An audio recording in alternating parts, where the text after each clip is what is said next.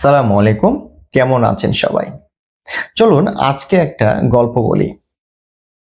আমরা সাধারণত কোনো কাজ শুরু করলে বা কোনো বিজনেস যেকোনো কাজ শুরু করলে আ অনেক সময় দেখা যায় শুরুতে আমরা অনেক বড় হচ্ছে লসের সম্মুখীন হই বা শুরুতে অনেক কষ্ট হয় আমাদের।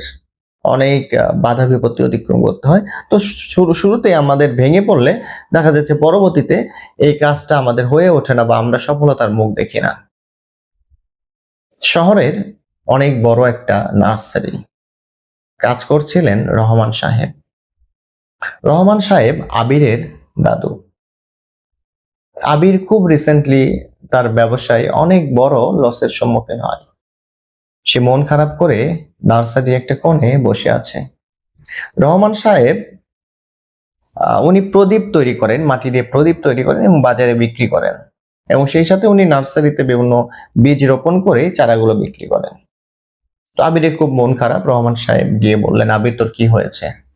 তো আবির বলল যে, দাদু ভাই আমার তো এরকম, আমি একটা ব্যবসা শুরু করছিলাম, সো এখানে একটা আমার লস হয়ে গেছে, আমার মনটা খুব খারাপ, আমি যে ঘুরে দাঁড়াবো এই শক্তি সামর্থ্য আমার নেই। তখন রহমান সাহেব বললেন, একটু পর সন্ধ্যা নামবে, তুই আমার ঘরে চলে আসিস। আবির যথারীতি গেল। যাওয়ার পরে দেখে রহমান সাহেব অন্ধকার ঘরে একটি প্রদীপ জ্বালিয়ে বসে আছেন। রহমান সাহেব আবিরকে বললেন, দেখ দাদু ভাই, এই যে প্রদীপটা জ্বলছে এই প্রদীপটা নিজেও জানে না বাইরের আবহাওয়া কিরকম, বাইরের আবহাওয়া অবস্থা কেমন। ওই প্রদীপের ধর্ম হচ্ছে যতক্ষণ তেল থাকবে ততক্ষণ সে জ্বলতেই থাকবে। একইভাবে চিন্তা কর, যখন আমি আমার নার্সারিতে একটা বীজ রোপণ করি, শুরুতে এই বীজ মাটির গহীন অন্ধকারে চাপা পড়ে থাকে। দিনের পর দিন, মাসের পর মাস এই বীজ একদিন বটবৃক্ষ, বড় বৃক্ষে পরিণত হয়। মানুষের জীবনটাও ঠিক এমন। ওই মনোবল আর ইচ্ছা শক্তি যেটা নিয়ে তুই ব্যবসা শুরু করছিলি, ওইটা যদি ধরে রাখতে না পারিস তাহলে জীবনে সফল হতে পারবি না। প্রদীপের তেল যেমন প্রদীপকে জ্বলতে, অন্ধকার দূর করতে সাহায্য করে, তোর ভেতরের মনোবল আর ইচ্ছা শক্তি যদি নষ্ট হয়ে যায়, তুই কখনোই ঘুরে দাঁড়াতে পারবি না। তোর ব্যবসায় শুরুতে লস হয়েছে সত্য, মন খারাপ হবে, কষ্ট লাগবে তোর, কিন্তু কখনোই মনোবল হারানো যাবে না। গহীন অন্ধকার থেকে আলোর দিকে যাত্রা করতে হবে। শুরুতে কষ্ট হবে যে কোনো কাজের ভাই।